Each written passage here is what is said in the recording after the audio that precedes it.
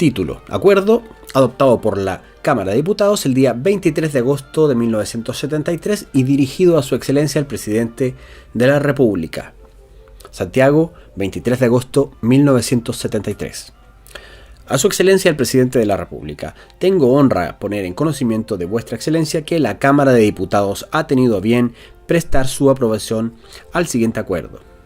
Considerando, primero, que es condición esencial para la existencia de un Estado de Derecho que los poderes públicos, con pleno respeto al principio de independencia recíproca que los rige, encuadren su acción y ejerzan sus atribuciones dentro de los marcos que la Constitución y la ley señalan, y que todos los habitantes del país puedan disfrutar de las garantías y derechos fundamentales que les asegura la Constitución política del Estado.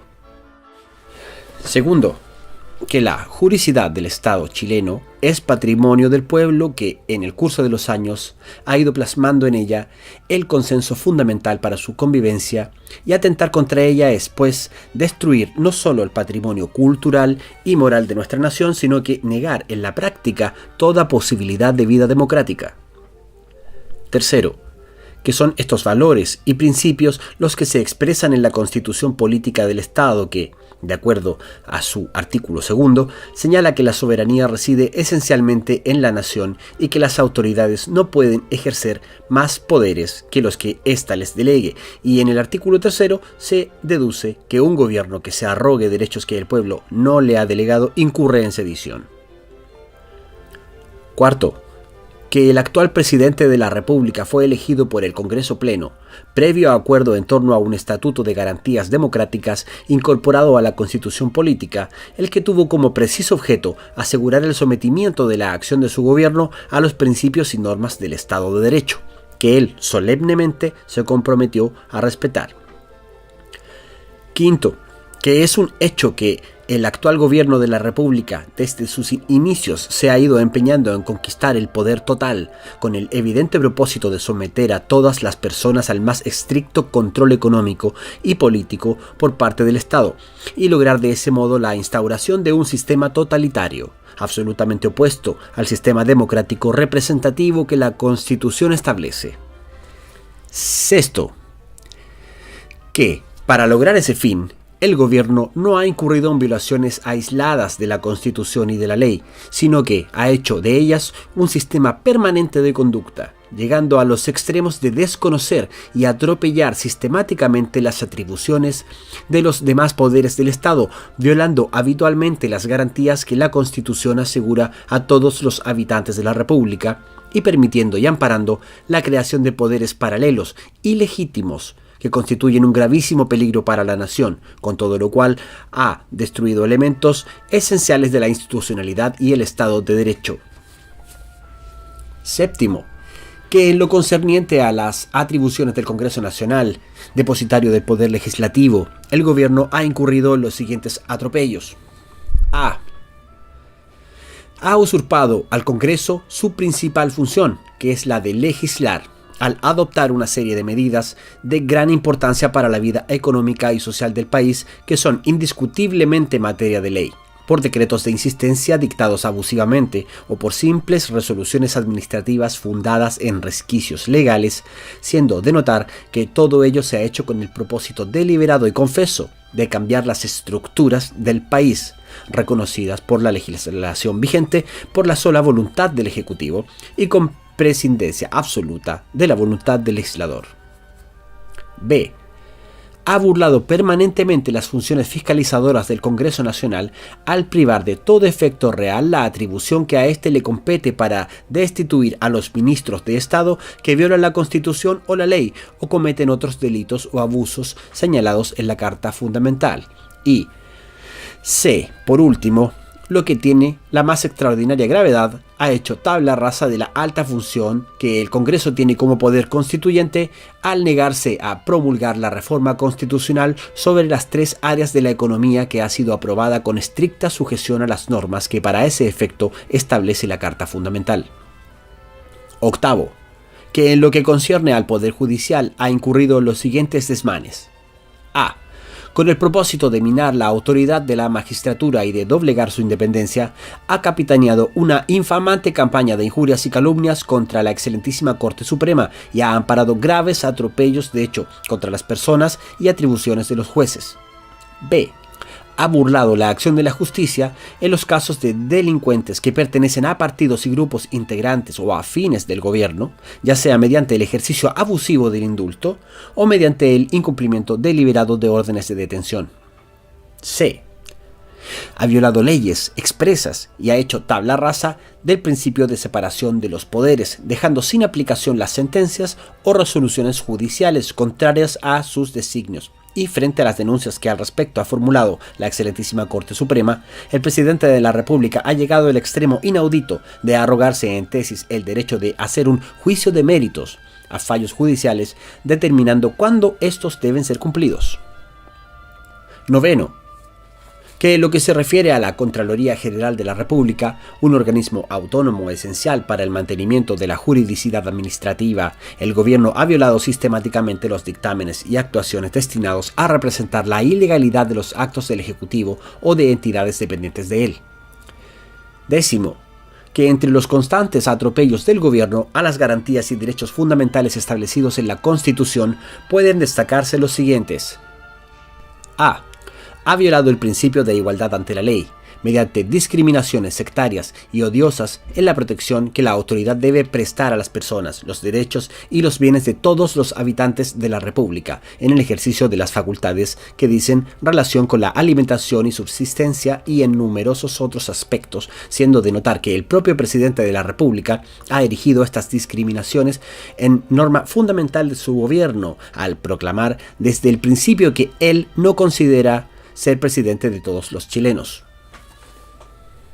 B. Ha atentado gravemente contra la libertad de expresión, ejerciendo toda clase de presiones económicas contra los órganos de difusión que no son incondicionales adeptos del gobierno, clausurando ilegalmente diarios y radios, imponiendo a estas últimas cadenas ilegales, encarcelando inconstitucionalmente a periodistas de oposición, recurriendo a maniobras arteras para adquirir el monopolio del papel de imprenta y violando abiertamente las disposiciones legales a que debe sujetarse el Canal Nacional de Televisión, al entregarlo a la dirección superior de un funcionario que no ha sido nombrado con acuerdo del Senado, como lo exige la ley, y al convertirlo en un instrumento de propaganda sectaria y de difamación de los adversarios políticos. C. Ha violado el principio de autonomía universitaria y el derecho que la Constitución reconoce a las universidades para establecer y mantener estaciones de televisión, al amparar la usurpación del Canal 9 de la Universidad de Chile, al atentar por la violencia y las detenciones ilegales contra el nuevo Canal 6 de esa universidad, y al obstaculizar la extensión a provincias del canal de la Universidad Católica de Chile. D. Ha estorbado, impedido y a veces reprimido con violencia el ejercicio del derecho de reunión por parte de los ciudadanos que no son adictos al régimen, mientras ha permitido constantemente que grupos a menudo armados se reúnan sin sujeción a los reglamentos pertinentes y se apoderen de las calles y camiones para amedrentar a la población. E. Ha atentado contra la libertad de enseñanza, poniendo en aplicación en forma ilegal y subrepticia a través del llamado Decreto de Democratización de la Enseñanza, un plan educacional que persigue como finalidad la concientización marxista.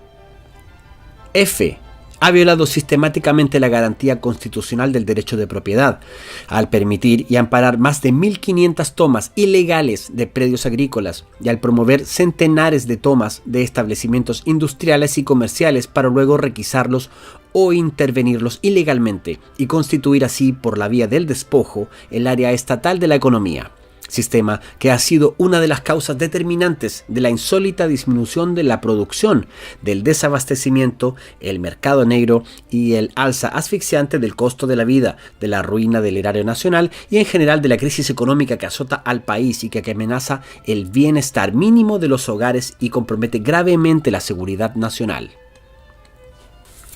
G.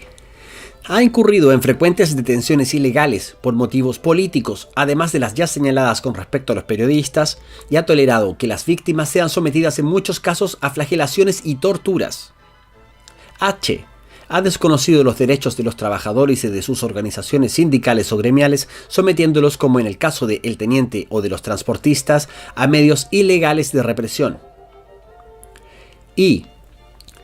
ha roto compromisos contraídos para hacer justicia con trabajadores injustamente perseguidos como los de Sumar, Helvetia, Banco Central, El Teniente y Chuquicamata. Ha seguido una arbitraria política de imposición de las haciendas estatales a los campesinos, contraviniendo expresamente la ley de reforma agraria. Ha negado la participación real de los trabajadores de acuerdo a la reforma constitucional que les reconoce dicho derecho. Ha impulsado el fin de la libertad sindical mediante el paralelismo político en las organizaciones de los trabajadores. Y J. Ha infringido gravemente la garantía constitucional que permite salir del país, estableciendo para ello requisitos que ninguna ley contempla. 11. Que contribuye poderosamente a la quiebra del Estado de Derecho y la formación y mantenimiento, bajo el estímulo y la protección del gobierno, de una serie de organismos que son sediciosos porque ejercen una autoridad que ni la Constitución ni la ley les otorgan, con manifiesta violación de lo dispuesto en el artículo 10, número 16 de la Carta Fundamental, como por ejemplo los comandos comunales, los consejos campesinos, los comités de vigilancia, las JAP, etc., destinados todos a crear el mal llamado poder popular, cuyo fin es sustituir a los poderes legítimamente constituidos y servir de base a la dictadura totalitaria. Hechos que han sido públicamente reconocidos por el presidente de la República en su último mensaje presidencial y por todos los teóricos y medios de comunicación oficialistas. 12. Que en la quiebra del Estado de Derecho tiene especial gravedad la formación y desarrollo, bajo el amparo del gobierno, de grupos armados que, además de atentar contra la seguridad de las personas y sus derechos y contra la paz interna de la nación, están destinados a enfrentarse contra las Fuerzas Armadas, como también tiene especial gravedad el que se impida al Cuerpo de Carabineros ejercer sus importantísimas funciones frente a las azonadas delictuosas perpetradas por grupos violentistas afectos al gobierno. No pueden silenciarse por su alta gravedad los públicos y notorios intentos de utilizar a las Fuerzas Armadas y al Cuerpo de Carabineros con fines partidistas, quebrantar su jerarquía institucional e infiltrar políticamente sus cuadros. 13.